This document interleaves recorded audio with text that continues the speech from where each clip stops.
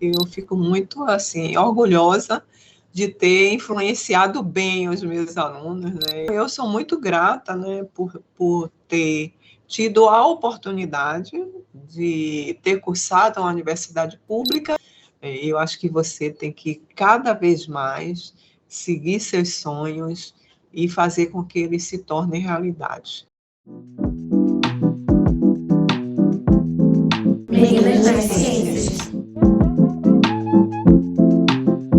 Oi, gente, tudo bem com vocês? Estamos hoje com mais um Meninas nas Ciências e hoje a gente vai conhecer um pouquinho da professora Marilda de Souza Gonçalves. Professora, se apresenta brevemente para a gente e obrigada por aceitar o convite.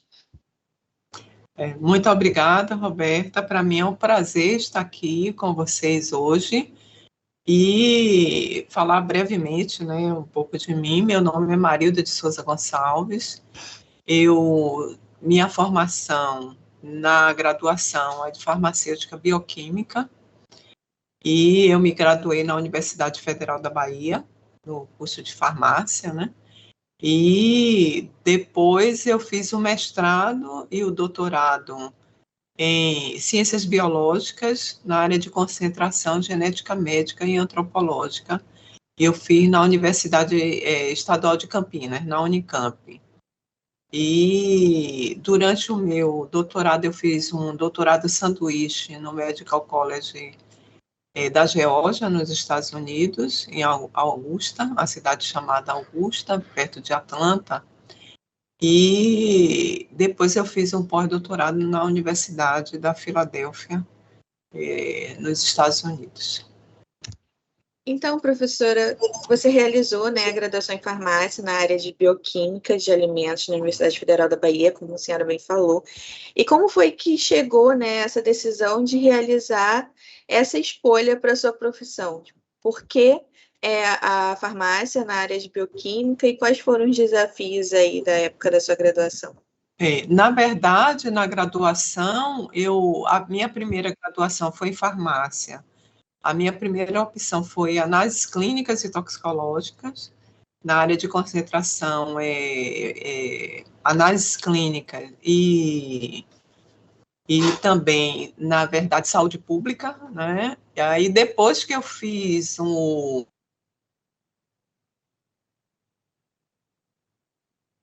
clínicas, aí eu fiz, porque na minha época nós tínhamos a graduação em farmácia, farmácia comercial, que na época se chamava, alimentos e a opção análises clínicas. Aí eu fiz análises clínicas, depois eu fiz também a opção em alimentos. Então, eu tenho, eu tenho as duas especialidades, né? Farmácia, a opção alimentos e análises clínicas e toxicológicas, né? Com a área de concentração em saúde pública. E como que surgiu esse desejo de seguir pela área da farmácia? Eu sempre tive assim, eu sempre gostei muito da área de genética, né? E eu sempre gostei muito de laboratório. O laboratório, estar no laboratório sempre me encantou muito. Eu tive um pouco de dúvida na época, porque eu tinha uma dúvida entre medicina e farmácia. Mas eu optei pela farmácia porque eu sempre tive assim muito cuidado e tudo. Eu acho que eu não seria uma boa médica. Eu acredito porque eu sempre me ligo muito, me conecto muito com as pessoas, né? Então eu acho que assim ver o sofrimento, ver pessoas doentes, apesar de eu também estudar, né? No laboratório nós temos esse contato com o paciente, né? Mas não é tão personalizado quanto você seguir a área médica. E também, acho que foi mais por vocação mesmo, né? Eu sempre fui muito encantada por química, física, e o curso de farmácia, na época, era um curso que ele tinha uma amplitude de disciplinas que contemplava todas essas áreas que eu gostava. E como eram, né, as características do curso de farmácia em relação à presença de homens e mulheres, quando a senhora estava cursando, e como você vê a presença feminina no curso de farmácia atualmente? Na época que eu cursava, nós tínhamos muitas mulheres fazendo farmácia, tínhamos também muitos homens, não tínhamos tantos homens. Hoje eu acho que nós temos mais homens fazendo farmácia do que antes. Na minha época, a nossa turma era praticamente de mulheres, nós tínhamos em torno de 10% de homens, né? 10 a 15% de homens, mas a maioria era de mulher. E hoje eu vejo que o curso de farmácia, ele está mais, tem uma distribuição mais equânime, digamos, entre homens e mulheres. Uma coisa que me chamou muita atenção na época que eu fiz o curso é que nós tínhamos pouquíssimos negros na faculdade. Era uma faculdade federal, né, a Universidade Federal da Bahia, e o número de pessoas negras era muito reduzido, muito reduzido. Na minha turma, nós éramos 50 alunos, nós tínhamos 3 pessoas negras, né? Então isso chamava atenção. E logo após sua graduação, você realizou mestrado em genética e biologia molecular pela Unicamp. Queria que você contasse um pouco para a gente de como foi essa fase, né, da sua carreira, como foi decidir e realizar o mestrado na Unicamp. Uhum. Na verdade, eu terminei o curso de farmácia, né? Eu fiz análise clínica, depois eu fiz alimentos. Eu gostava muito de estudar, muito. Sempre gostei muito de estudar e da área de laboratório. E quando eu terminei o curso, surgiu uma oportunidade para fazer um concurso em assistir. Na verdade, era o professor de básico, né, na carreira. Então, você tem um assistente, eu esqueci, era o nível básico de professor, no começo. Depois eu fiz a especialização e eu estava fazendo essa especialização na época quando surgiu a oportunidade de fazer o concurso, e eu fiz o concurso na Faculdade de Farmácia da UFBA. Então, eu fiz o concurso para a disciplina de hematologia clínica, né, do curso de farmácia, e, na época, eu terminei sendo professora de alguns dos meus colegas, né, porque alguns estavam mais atrasados na grade curricular, e eu terminei ensinando até alguns dos meus colegas. Mas eu realmente segui a carreira acadêmica, né, entrei muito nova na Universidade Federal da Bahia, na Faculdade de Farmácia, e naquela época você tinha que ficar no estágio probatório, né, você não podia sair para fazer um mestrado nem doutorado, você tinha que esperar 3 anos após a sua contratação. Então eu esperei uns 3 anos, e depois eu resolvi fazer um mestrado e fui para a Universidade Estadual de Campinas. Eu queria fazer a área de genética. Então, na época, nós não tínhamos genética no curso de farmácia, e eu queria, né, era uma oportunidade de começar numa área nova e também desenvolver técnicas novas, né? A genética estava começando a ter assim, mundialmente, né, estava começando a ser um campo de atuação científica muito grande. Então, eu fui fazer essa parte de genética, né, na Universidade Estadual de Campinas. No início, eu fui para fazer o mestrado, né, e depois eu prorroguei o prazo e fiz o doutorado. Então, a senhora seguiu para o doutorado, né, na mesma área, e realizou nesse período do doutorado, um período de doutorado de sanduíche na Universidade da Geórgia. E como foi, né, esse período do doutorado, e que importância teve esse período de internacionalização para a sua formação? Na verdade, eu estava no doutorado, né, emendei depois que eu fiz o mestrado, Eu fiquei com aquela sensação que se eu não fizesse naquela época, eu não retornaria para fazer, né? Porque é sempre muito assim duro você sair de casa. Eu nunca tinha saído da Bahia, né?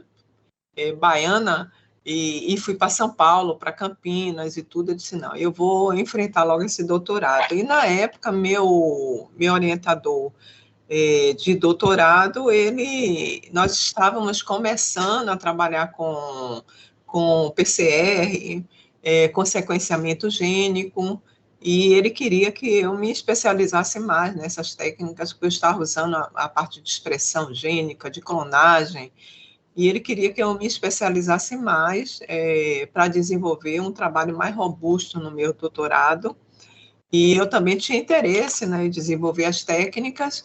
Foi quando ele me propôs, o Fernando Ferreira Costa, né, que ele foi até reitor da Unicamp, e ele professor da hematologia da Faculdade de Ciências Médicas da Unicamp. Ele propôs que eu fosse desenvolver um doutorado sanduíche lá no Medical College da Geórgia, e eu fui para poder aprender essas novas técnicas e até depois passar para os integrantes do laboratório. E também a senhora realizou, né, o pós-doutorado na Universidade da Pensilvânia. Eu queria saber se essa experiência ajudou, né, a definir a sua linha de pesquisa atual na área de hematologia e genética, e como foi realizar esse período de pós-doutorado, né? Que ali o final do doutorado, que você deixa de ser aluno, como é que foi esse período para pessoalmente e para definir sua linha de pesquisa? Na verdade, quando eu saí para poder fazer o mestrado e doutorado, antes de sair, eu já tinha mais ou menos definido o que eu queria fazer, né? Eu conheci uma professora no curso quando eu estava ainda na graduação, eu fiz monitoria, depois eu fiz também tive uma bolsa não era uma bolsa de iniciação científica, mas era uma bolsa para trabalhar num projeto de pesquisa, né, com essa professora, Maria de Lourdes Pires de Albuquerque. Essa professora, ela já trabalhava com hemoglobinopatias, com doença falciforme, que tinha uma prevalência e incidência muito grande na nossa população, principalmente no estado da Bahia. E eu gostava muito da área, né, da área de hematologia e fazer esse casamento com a genética. Então, eu já tinha essa influência, né, grande da professora durante a graduação. Eu fiz também os professores, tanto do mestrado quanto do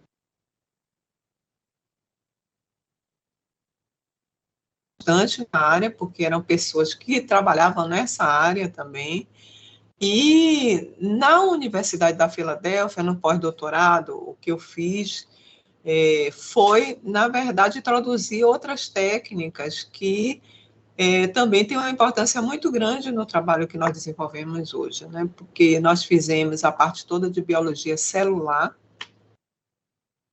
nós trabalhar com linhagens celulares, com fazer, na verdade, um pouco de alteração de RNA. Nós trabalhamos muito no pós-doutorado.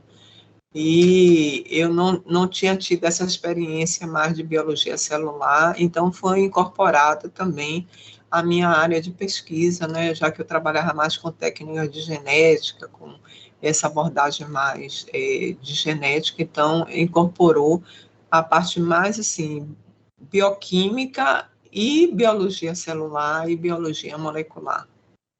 Então, eu acho que foi um complemento muito bom, o doutorado, que reafirmou que nós tínhamos potencial para desenvolver pesquisas com abrangência maior em todas essas áreas. E a senhora ingressou muito jovem, né, na UFBA, como a senhora tem falado para a gente, e atualmente é professora titular. Eu queria que você contasse um pouquinho da sua experiência como professora na graduação e da sua atuação na universidade. Na verdade, é muito bom, né, você ensinar na graduação, você conhece os alunos, na verdade, tem uma troca você aprende muito, né? Uma troca. Eu sempre falo que é bom você, e na graduação, você sempre tem os meninos, né, jovens que estão entrando, essa troca com a juventude é muito boa. E quando eu entrei logo na faculdade, eu ficava muito com o pessoal do estágio, que estava terminando, né? Estava terminando o curso de farmácia, e também nas aulas de hematologia. Uma troca muito boa. Depois nós expandimos, fizemos a Universidade Federal da Bahia, tem o chamado ACC, que é uma atividade em campo, né? Que nós fazemos, então nós trabalhamos também com os distritos de saúde, né, dos bairros, então, junto com a população, então, muito de saúde pública também, junto com os alunos de várias áreas, não somente da área de farmácia. Então, a minha experiência na graduação sempre foi uma experiência muito boa com os alunos, com muitos professores hoje que estão na faculdade foram meus alunos da pós-graduação, fizeram mestrado, doutorado comigo, foram alunos de C, né? Tem professoras que estão na disciplina de hemato agora, elas foram minhas alunas na faculdade, entraram como iniciação científica, fizeram mestrado e doutorado e hoje são professores do departamento, né, da disciplina. Então, eu acho assim que é muito importante que a graduação te dá essa possibilidade de você formar pessoas, de você ver essas pessoas se desenvolverem, né? E também eu acho que é importante porque você termina influenciando a carreira das pessoas, né? Então, assim, a maioria dos meus alunos seguiram carreira acadêmica. Eu fico muito, assim, orgulhosa de ter influenciado bem os meus alunos, né, e deles estarem na carreira acadêmica, que é importante também, né. E você também tem uma atuação intensa na pós-graduação como docente nos programas de patologia humana da Faculdade de Medicina da UFBA, em ampla associação com a Fiocruz Bahia, no programa de farmácia da Faculdade de Farmácia da UFBA e no de Biotecnologia e Medicina Investigativa da Fiocruz Bahia. Para você, qual que é a importância, né, de ser professora e poder participar na orientação e formação no mestrado e doutorado de inúmeros alunos, né? A senhora já falou aí um pouquinho de como é impactar na vida desses alunos. Conta mais um pouquinho sobre essa relação com seus alunos para a gente. Eu já falei um pouco sobre isso, né? Eu acho que a docência, você ser docente é você ter a capacidade de transformar a vida das pessoas. A educação, ela é essencial. E eu fico muito feliz quando tem um aluno, ele começa na iniciação científica, daqui a pouco já está fazendo mestrado, doutorado, ele vai mudando até a forma de falar, a forma de se apresentar, e você sabe que você está dando uma contribuição importante e decisiva na vida daquela pessoa, né? Para melhor, né? Para melhor. E isso que é importante. Você está construindo um profissional, mas além disso, você está construindo um ser humano, né? Que também está tendo uma formação. Então, como professora e como educadora, eu sempre primei também com a parte de educação, né, desses alunos, conversar muito e ajudar a ter uma escrita melhor, ajudar a ter uma leitura melhor, ajudar a ter desenvolver um raciocínio lógico e crítico também com relação à ciência. Então, eu acho assim que é importante você, como docente de uma universidade pública, né, e você ressaltar o quanto que é importante a educação, né, a educação transforma a vida das pessoas. Eu mesmo sou, assim, eu tenho vários exemplos na minha carreira, por incrível que pareça, eu estou fazendo um relatório do CNPq, então eu comecei a olhar meu currículo, né? Eu disse, nossa, meu Deus, eu já formei não sei quantos doutores, tantos mestres, eu até, porque você vai colocando no Lattes, você nunca para poder ficar olhando, né? Eu digo, nossa, se eu for juntar quantos doutores eu tive, multiplicar por 4, quantos anos de aprendizado, porque você soma as pessoas, né? Então, o quanto que essas pessoas, elas foram importantes, são na minha vida, e também o quanto que eu fui importante na vida dessas pessoas, né? Então, isso é muito gratificante, muito gratificante. E eu tenho contato com cada uma delas, viu? Algumas estão muito bem próximas, assim, de mim, porque estão na federal, tem em outros estados, em outras universidades também dentro do estado da Bahia, produzindo.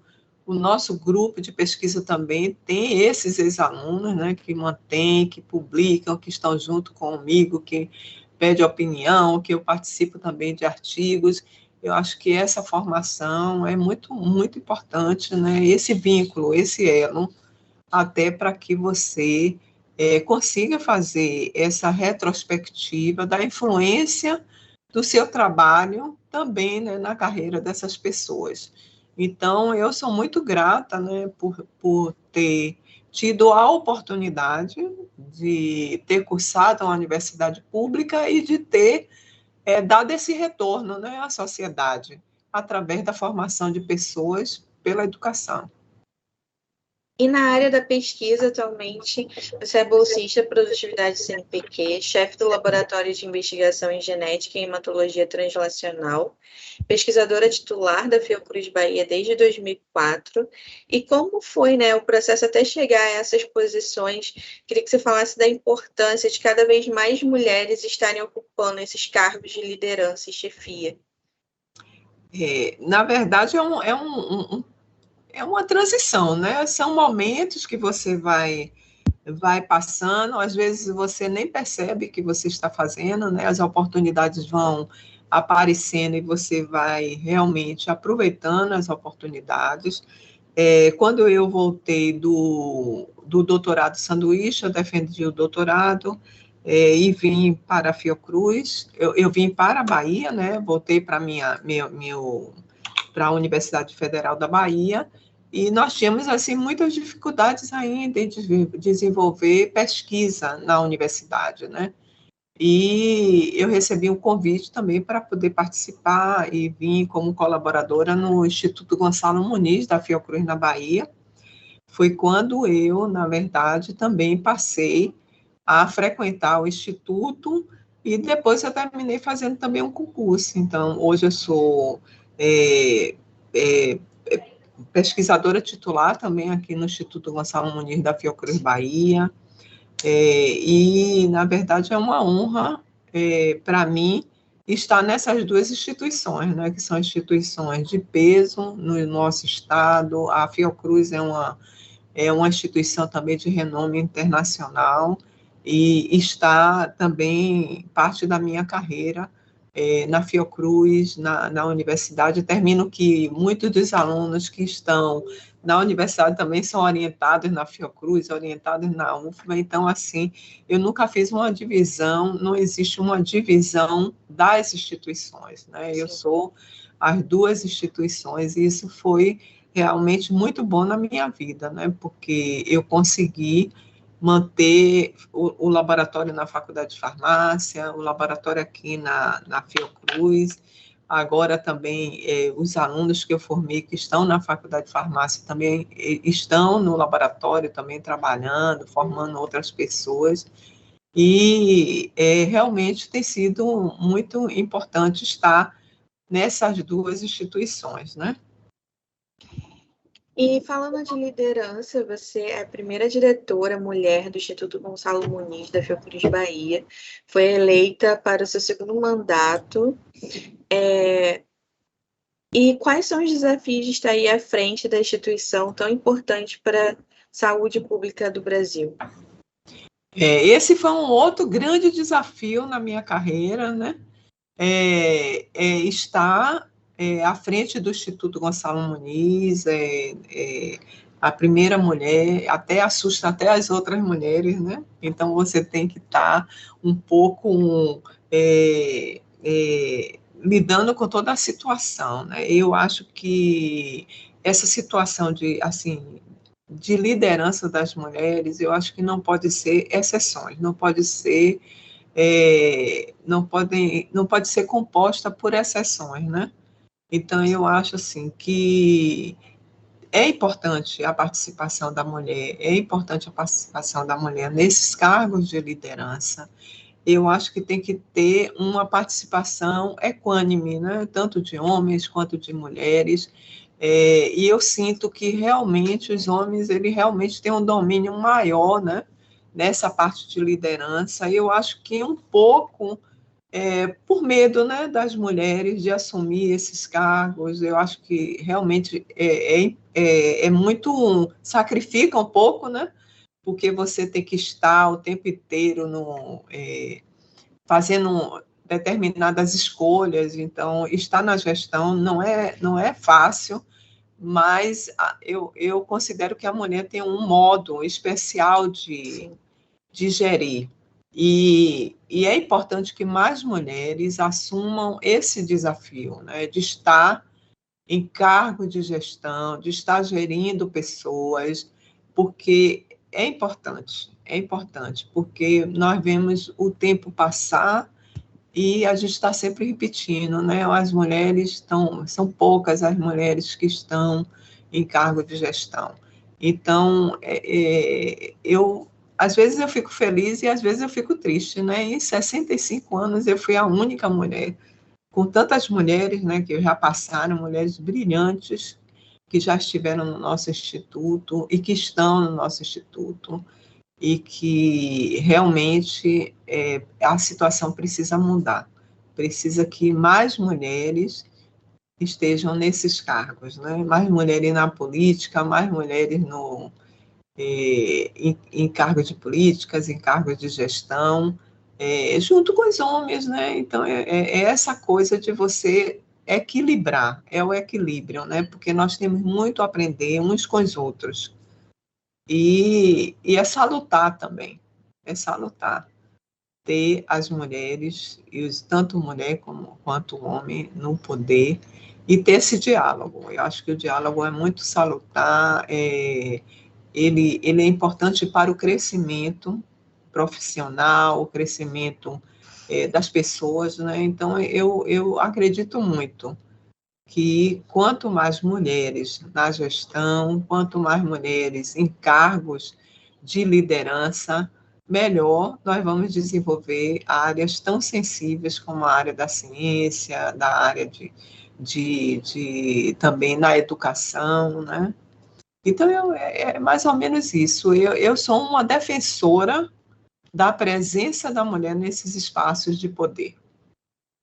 Você traz muita representatividade nesse lugar, enquanto uma mulher negra de destaque na atuação em pesquisa. Infelizmente, além de enorme desafio quanto à equidade de gênero, a gente ainda tem muito a evoluir enquanto que pensamos em equidade racial. Eu gostaria que contasse um pouquinho, né, sobre a importância da diversidade e representatividade no ambiente acadêmico, mas também em todos os locais de liderança e decisão. A senhora já comentou que na época da graduação era a senhora e mais duas pessoas negras. Queria que você falasse um pouquinho mais sobre isso. Na verdade, nós temos essa, ainda, e às vezes eu fico pensando, né, refletindo, né, o que é que nós não podemos fazer, como nós poderíamos contribuir para mudar essa realidade, né? Recentemente, agora, até a presidência da República está realmente empenhada, né, em que cargos de função, né, que indivíduos da população negra estejam, né, e é muito difícil, né, você ver que realmente os avanços, eles não são não estão acontecendo na velocidade que eles deveriam acontecer, apesar de muito ter evoluído com as cotas, né, com as cotas nas universidades. Então, eu acho que a participação da população negra, ela tem sido ampliada, né? Isso a gente vê muito na universidade, a representação da população negra, mas ainda, se nós mulheres, nós estamos muito pouco em cargos de poder, em cargos de gestão, imagine uma mulher e negra, né? Então, você tem, na verdade, uma dupla dificuldade, né? Então, é muito difícil, mas não é impossível. Então, precisa de luta, e nós estamos vendo que essa luta, ela é mundial, né? Então, às vezes eu fico um pouco triste de ver que ainda hoje, você tem que lutar pelas vidas das pessoas pretas no mundo inteiro, né? Que estão perdendo a vida, que estão sendo massacradas e que realmente estão perdendo o direito de evoluir, de se tornarem pessoas produtivas dentro da nossa sociedade. Então, eu acho que ainda nós temos um racismo estrutural muito grande, ainda existe um preconceito grande, né? Que realmente é uma coisa silenciosa e velada, mas existe, e só quem sofre preconceito é que consegue realmente, de alguma maneira, detectá-lo. Mas eu acho que a luta é uma luta ainda muito grande, né? Eu gosto de assistir televisão, aí você, a HBO, mais tarde, alguns documentários muito legais a respeito da população negra passam de madrugada, né? Então, assim, quer dizer, a própria população tem pouco acesso a alguns conteúdos que são importantes para incentivar a sua formação e a liderança, né? Então, eu acho que mais conteúdos, mais liderança, né? Mais atuação de mulheres, da população negra, para que realmente a gente tenha uma população mais justa, né? Nós tenhamos igualdade de direitos, que isso, apesar de toda a luta, né? Porque nós temos lutas seculares, isso ainda não atingiu o patamar necessário. Ainda é uma realidade nós termos essa diferença com relação à raça, né? E aqui no nosso instituto, na universidade, mudou muito com as cotas. No nosso instituto, nós estamos também tentando fazer essa distribuição mais equânime, mas nós temos poucas pessoas negras no nosso grupo de pesquisadores, né, de servidores aqui na Fiocruz. E quando você faz um recorte também toda a Fiocruz, você ainda tem um percentual muito pequeno de pessoas negras. Eu acho que isso realmente deve ser incentivado para que nós possamos chegar a um equilíbrio, né? Porque nós temos muitas pessoas muito bem formadas, né, e que podem realmente contribuir enormemente para a sociedade, né, para a melhoria da nossa sociedade. E sabemos que a Fiocruz criou um projeto super importante de mulheres e meninas na Fiocruz, que depois ampliou isso para as unidades regionais. E na Fiocruz Bahia, sabemos do sucesso do Meninas Baianas na Ciência para estudantes de ensino médio. Eu queria que você falasse um pouquinho de como começou, né, essas iniciativas e qual a importância dessas iniciativas dentro do Instituto. Na verdade, nós começamos, nós temos uma pesquisadora, Isadora Cerqueira, que foi exatamente na época que a USP começou com um programa semelhante de meninas na ciência, né?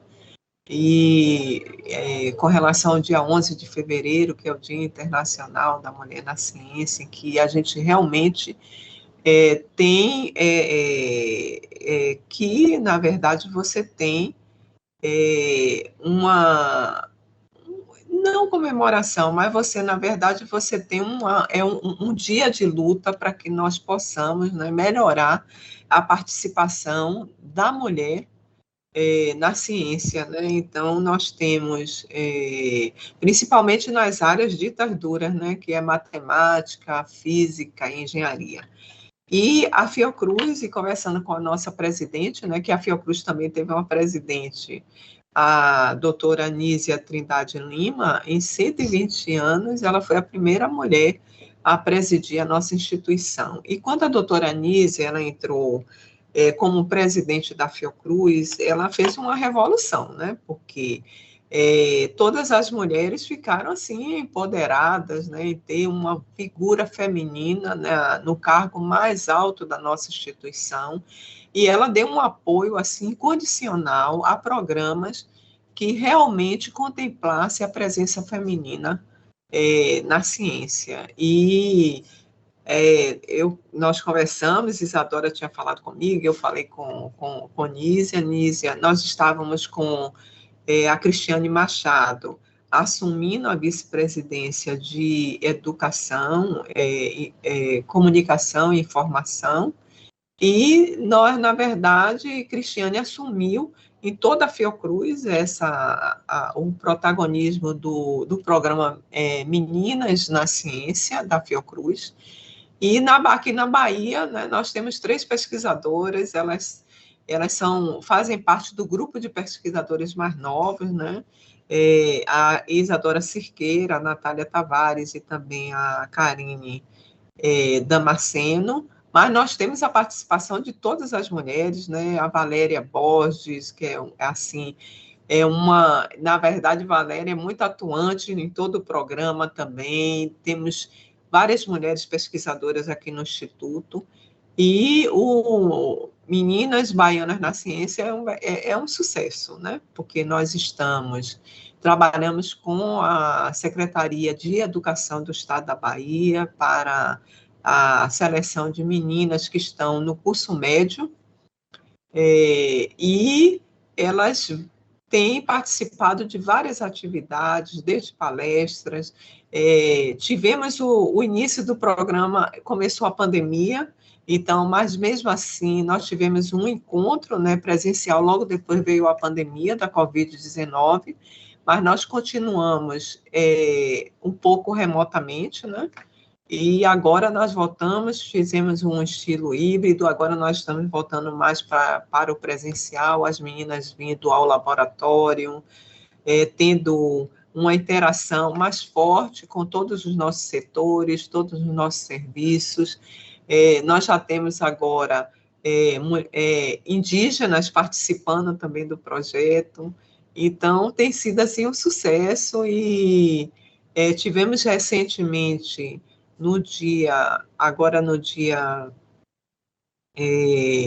foi no dia 9 de março, né, que nós tivemos o Dia Internacional de Luta das Mulheres. Nós tivemos também um encontro em que as meninas apresentaram para vários secretários de saúde, de secretários do Estado, né, incluindo saúde, ciência e tecnologia, de políticas para as mulheres, também a Secretaria de Políticas Raciais, a Secretaria de Saúde. Então, a Secretaria de Educação, nós apresentamos os nossos programas, visando uma interação maior, né, para que nós possamos trabalhar em conjunto com todas essas secretarias e possamos estimular e ampliar o número de meninas que possam realmente ter acesso a essa informação, acesso a conhecer o ambiente acadêmico e o ambiente de pesquisa, para que nós possamos realmente despertar essa vocação. Eu sou muito adepta de que, às vezes, é uma questão de oportunidade, né? E dar oportunidade às pessoas é importante, porque você também suscita nessas pessoas aquele desejo, mas também mostra a possibilidade real de que é real, né? Você pode ser uma cientista, você pode desenvolver pesquisa, esse ambiente também é seu. e isso realmente tem feito uma diferença na vida de muitas meninas. Então, eu sou muito orgulhosa, sou orgulhosa desse programa Meninas Baianas na Ciência, e também do programa Meninas na Ciência da Fiocruz, e também de todos os outros programas, como o de vocês também, que desenvolve esses vídeos. Nós temos também a Casa de Oswaldo Cruz, que também faz um trabalho fantástico com relação à memória das mulheres na instituição.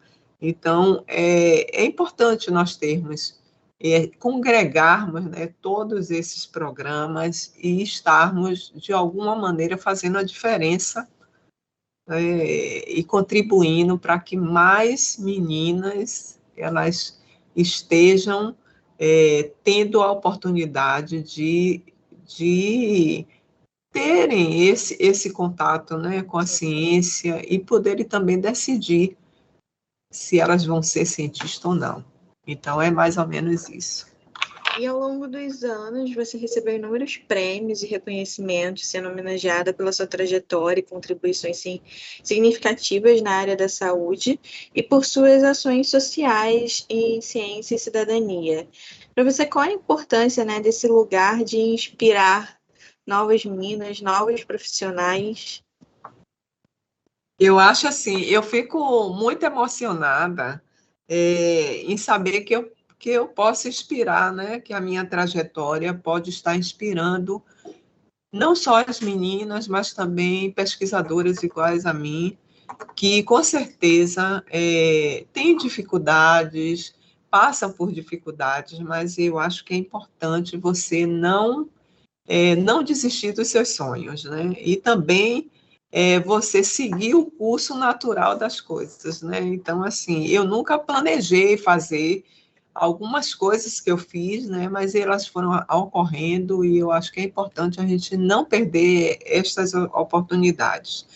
Mas eu me sinto, assim, privilegiada de ter tido e de ter podido, né, ter tido uma família que também me conduziu para a educação, né, ter tido uma mãe que realmente sempre falou, olha, em primeiro lugar, a educação, meus pais, então, assim, vivi numa família, uma família grande, né, nós somos sete irmãos, mas que também a educação ela foi considerada como primordial para cada um de nós, né? Então, assim, não só a formação profissional, mas a formação familiar, né? Então, muitos desses alunos, eles também precisam desse apoio, né? E, às vezes, o professor também se constitui em família para esses alunos, né? Muitos, eles não têm um apoio familiar. Então, assim, eu me sinto extremamente honrada em fazer parte da história e da vida de muitas pessoas. E o que eu puder fazer para contribuir para que mudanças ocorram para melhor na vida de uma pessoa, com certeza eu farei. Eu estarei sempre disponível, eu estou sempre disponível. Às vezes eu estou muito ocupada, mas alguém precisa, eu digo, não, eu vou dar uma paradinha aqui, vou ouvir, nós vamos encontrar um caminho, né, para que as coisas realmente aconteçam e possam progredir. Então, assim, eu agradeço muito a jornada que eu tive, a oportunidade de ter chegado aonde eu cheguei e de também ter a oportunidade de inspirar outras mulheres a também outras mulheres a saberem que elas podem também ocupar lugares de destaque, influenciar outras mulheres. Então, para mim é um prazer imenso, eu faço brincando, viu? Então, é muito bom, muito bom. Para mim é excelente estar nesse lugar. E ao longo da sua vida e da sua carreira, quem foram aí as mulheres que te inspiraram ou ainda te inspiram a seguir essa trajetória? Bom, na minha vida, como eu falei, né? Minha mãe, que foi a mulher assim mais forte que eu conheci, minha mãe sempre foi muito determinante na minha vida, apesar de ter falecido muito cedo, mas ela realmente deixou um legado muito grande para mim, para meus irmãos, e até hoje eu realmente sigo os conselhos que ela me deu. Então, assim, em primeiro lugar, minha mãe, tive também uma madrinha que foi, minha mãe é Maria de Assumpção de Souza Gonçalves, também uma madrinha, né, Maria José Dom, que é uma mulher super forte, trabalhadora, e que, na verdade, me inspirou muito na minha trajetória. E eu tive professoras que também me influenciaram muito, né? Então, a doutora Elza Carvalho Andrade é falecida também, minha professora de hematologia, que me inspirou a querer ser uma professora de hematologia, uma mulher muito forte, que começou, né, na faculdade de farmácia, ainda quando a mulher tinha muito pouca participação, então ela sempre foi uma líder, né? Também uma professora de imunologia, Altina Sodré, que ensinou muito também, e que teve uma participação muito importante na minha carreira e no meu desenvolvimento profissional. Então, essas mulheres, elas representaram muito para mim, porque foram mulheres batalhadoras, mulheres lutadoras, e que realmente elas deram uma demonstração de que a mulher não é o sexo frágil. A mulher realmente ela tem um poder muito grande, a mulher ela é forte, ela consegue dar conta, né, da maternidade, ela consegue dar conta do trabalho, e ela consegue fazer isso também com ternura, ela consegue fazer isso com dedicação, e ela consegue acolher as pessoas. Então, ser mulher é um ser muito complexo ser mulher, mas eu acho importante nós deixarmos claro que uma mulher, né, uma mulher ela tem vários campos de ação, né, mas uma mulher ela pode fazer tudo o que ela quiser. E eu acho que é importante que a mulher tenha um destaque em tudo que ela fizer, e que cada vez mais nós tenhamos mais mulheres nos espaços de poder, nas faculdades, na gestão, e que realmente eu acho que os homens também têm muito a aprender com as mulheres, né? Então eu acho que nós também aprendemos muito com os homens. Então nós não podemos, na verdade, ficar em lugares secundários, né? Porque se a mulher pode fazer, por que a mulher não pode atingir o pico da carreira, né? Por que uma pesquisadora, ela sempre, poucas chegam ao nível 1 do CNPq? Então, isso eu acho que é muito importante, entendeu? Essa luta. E as mulheres, elas têm que dar as mãos umas às outras para que realmente isso aconteça, e que nós não fiquemos o tempo todo nesse lugar intermediário, né? Que mais mulheres realmente se sobressaiam e que contribuam para a formação de outras mulheres. É aquela coisa, todo mundo segura a mão ninguém deixa de segurar a mão da outra, então eu acho que é mais ou menos isso. E é importante, né, que nós tenhamos tenhamos essa clareza, né, do quanto que é importante. Se tem uma mulher no poder, todas as mulheres se beneficiam. E se você pudesse encontrar, né, entrar numa máquina do tempo e encontrar a Marilda do passado, lá na graduação, o que você diria para ela? Que conselho você daria para ela? Essa é uma pergunta, né, mas assim, se eu pudesse me encontrar no passado, né, hoje, depois que eu vivi tudo que eu vivi e de estar no lugar que eu estou, eu diria a Marilda do passado: olha, você está indo no caminho certo. Não desista dos seus sonhos. Não desista dos seus anseios. Não desista da vontade de conquistar o seu espaço. Então, eu acho que eu incentivaria ela a ser quem eu sou hoje no presente. E agora a gente vai para as nossas rapidinhas, eu vou falar algumas poucas palavras, e a senhora tenta me responder aí uma outra palavra ou frase, o que a que eu disse significa para você. Começando por educação. Educação, eu acho que é o que eu falei anteriormente, né? Educar é desenvolver, é a saída para o crescimento, né? Crescimento pessoal. Ciência. Ciência, vida. Fiocruz. Fiocruz, oportunidades. Meninas nas ciências. Futuro.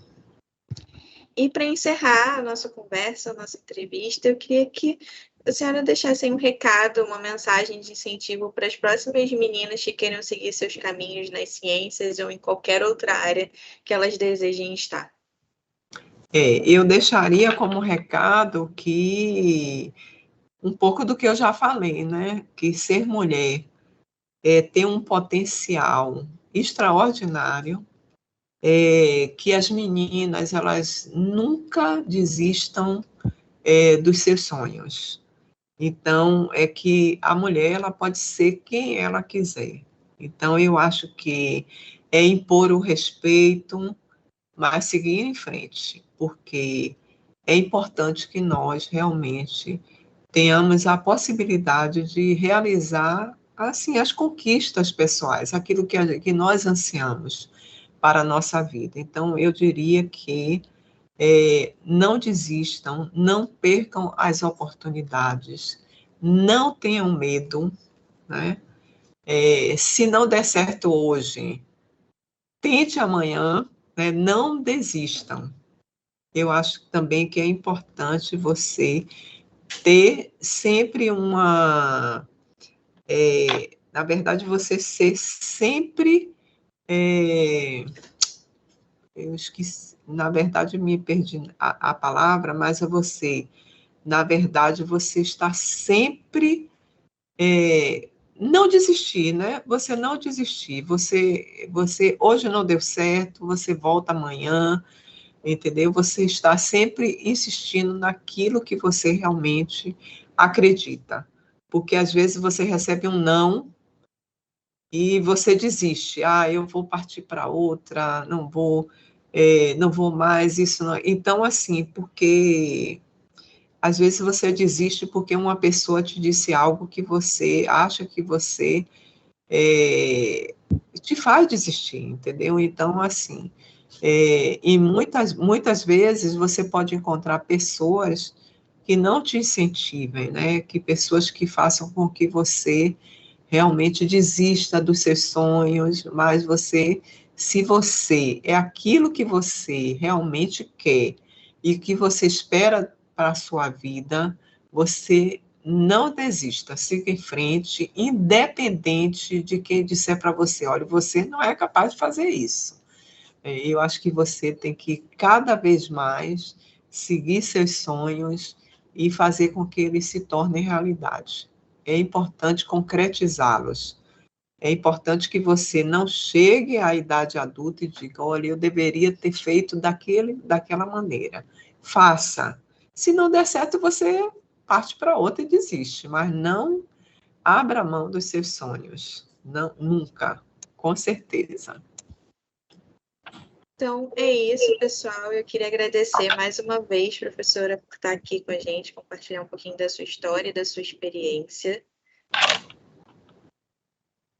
E logo voltamos com mais Meninas nas Ciências. Não esqueçam de continuar seguindo o canal e compartilhar esse vídeo aí com todos os seus amigos.